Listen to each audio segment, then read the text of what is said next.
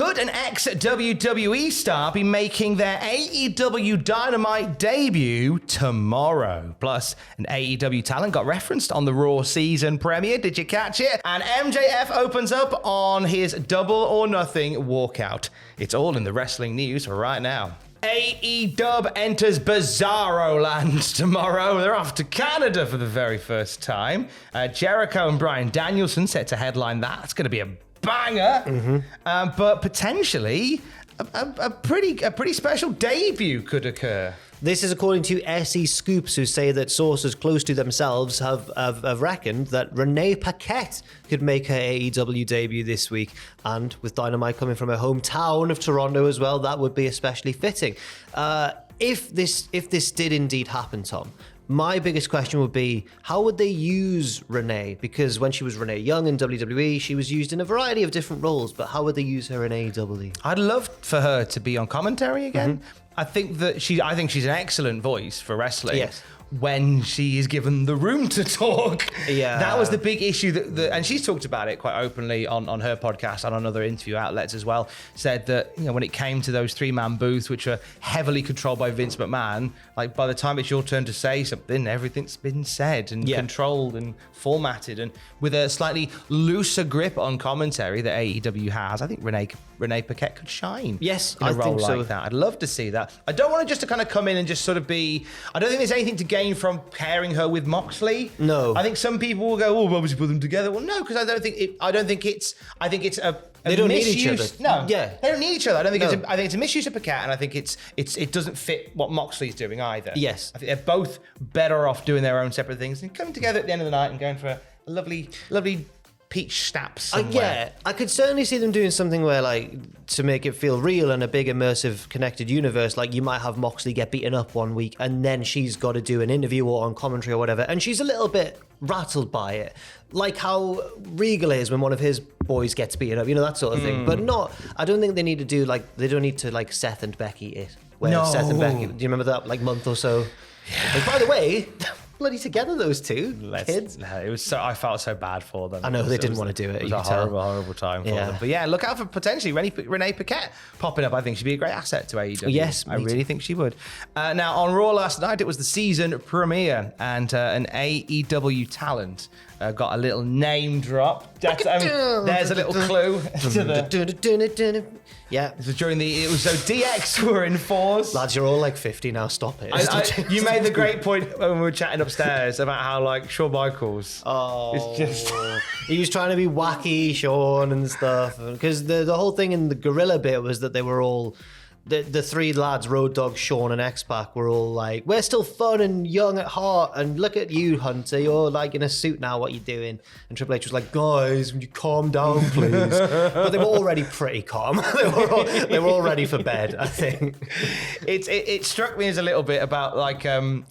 Gary King from The World's End. They've all got normal jobs and it's just like, hey, we're cool, we're still cool, remember us, guys? Except it was as if just the one character's the sensible one and all the rest. It was like the dynamic was flipped. It's an inverted World's End. Yeah. So Fightful Select reported that sources close to them said that WWE had thrown around the idea of getting Billy Gunn in for the DX celebration.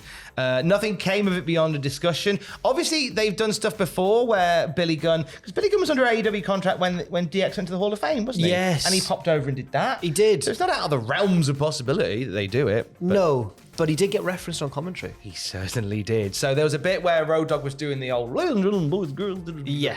And he got the crowd to say Billy Gunn's name. Yes. And as they did that, what did Corey Graves say on commentary? Corey said that guy is doing something with office equipment nowadays. Now, obviously, Billy Gunn's currently with the Acclaimed. Everybody loves the Acclaimed. Scissor me, daddy. I don't know how to put it in any plainer terms. If you don't watch AEW, that's going to make no sense. But Billy Gunn's involved with a tag team who... They scissor it. They love it, yeah. They come with a bit of scissoring on primetime television. They clarified what scissoring was last week. Bowen said it's a handshake and an expression of friendship. That's lovely. And a naughty bit of action. No. Mainly what it is. No. But I like them. I like Corey there. I'm enjoying commentary now. It's a little bit freer. Yes. Oh, it makes such a difference. And I think it's probably a good look a good look. My accent doesn't work with. It's a good look for WWE. Good luck.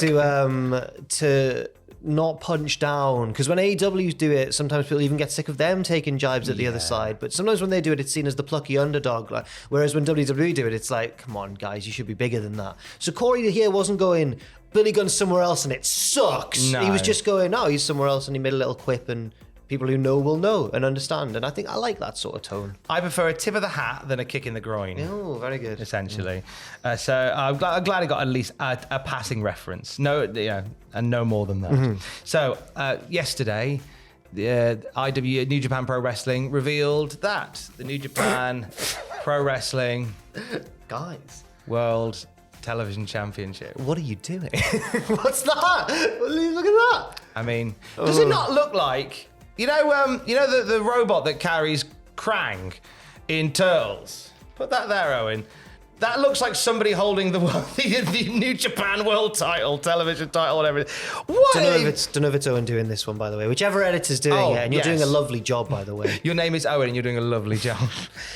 So the belt was revealed. We now know who's going to be competing for the honour, of holding that belt. A 16-man tournament has been announced, and it will commence on the 14th, I assume, of this month of October, to determine the first ever New Japan World TV Champion. Would you like to know the 16 people involved, Tom? Should I just read them all? I would love to know. Here we go. David Finlay Jr., Yoshinobu Kanemaru, Alex Zane, Zack Sabre Jr., Yoshihashi, Aaron Hanare, Jeff Cobb, Evil, Sanada, Taichi, Hiroki Goto, Kenta, Ren Narita, Tomohiro Ishii, Toru Yano, and the Great Okan. Lots of potential candidates in there. I can't really call who's going to win, because there's several who could feasibly win that. The name of the belt. Yeah. Is it right? It's not that it's a world title, or is it because it's named after their streaming service? Or is it the New Japan World TV Championship? I'm not certain. Is it like, for example, like if WWE did this, would it be called the WWE Network Television Championship? Like the world bit, I think. I don't know. I think we might need to wait for further context on that. I don't know. It's just, hey, you do you, Hans. You do you. I mean, in terms of winning that belt, I mean, for Kenta. Like Kenta to win it, that'd be quite nice. Give Kenta that. I think if it is named after their streaming service, I was going to say maybe they'd want an English-speaking star to win it, but then at the same time, that might be what the US title's for. So that is what the US. Too many belts. Too many belts. Too many belts. MJF was on Not Sam Wrestling. Big old chat he had with Sam Roberts. Yes. About a number of things. Well, first of all, he said some very kind words about a WWE superstar. It's unusual to hear an AEW star so openly put over a WWE wrestler, actually. But MJF did it. It wasn't even really in the whole, I'm MJF and I might be going to WWE soon. It wasn't in that way. He was just very open about it. He said, I think Sami Zayn is one of the most entertaining pro wrestlers on the planet and has been for a very long time. He hasn't always had the platform and the opportunity to show the world that, but I feel now that he is getting that platform, it's becoming more clear than it ever was. Nice. And he's right. Oh, it's true. Because Sami Zayn's been phenomenal. Yes. The fact that there are people that are, saying that Sami Zayn should beat Roman Reigns, I'm not one of them. But I think the fact that there is that much discussion about it. It's not outrageous. Yeah. That's the work of Sami Zayn, who once again has been put into a situation and become the most creative part of it. Yeah, absolutely fair play. And again, it's weird to hear him talk so openly about it. But I mean, I don't hate it, Tom. I quite liked it. He then got into the weeds on AEW Double or Nothing, the missing of the meet and greet, the walkout afterwards, and then his long absence after that. He said, my company lost $10,000 that day upon him missing the meet and greet. I say my company because they are employing me, brackets for the time being, close brackets. I didn't even say brackets.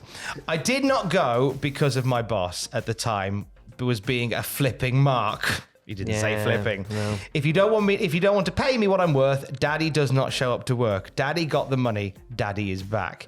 Now me and Tony Khan are best friends. Tony Khan, great guy. When I stayed in said hotel room, so this is when he didn't turn up to the meet and greet. Double or Nothing weekend. Yeah, Double or Nothing weekend. They did a wellness check on me. The AEW security tried to break my door down. At the time, I had already left. They did the check. He literally went to kick the door down and do a wellness check. That was everybody's fear. Is this this MJF's Brian Pillman moment. It's pretty heavy. Yeah. No, it was MJF trying to make what MJF deserves to be making. I have understood that there are some people who were really let down or offended. What I say to you is, I don't care. Get over it. I'm happy now. If you're a fan of me, you should be happy too, because I was rich before, but now I'm so rich, I don't even know what to do. If you want the fans to see me and experience me on any level, pay me what I'm worth. He did, and we're cool. Yes, he also talked a little bit about the weirdly, like, there was several different reports coming from different angles about a potential plane ticket. Would MJF be on a plane out of Nevada? Was he leaving before the show itself? And then when he came out for the first match of the show, when he got squashed by Wardlow, he got in the ring and did the plane thing. So he was asked about the plane ticket. MJF said, I will not comment on the plane. I cannot confirm or deny whether or not a plane ticket was bought. So there we go.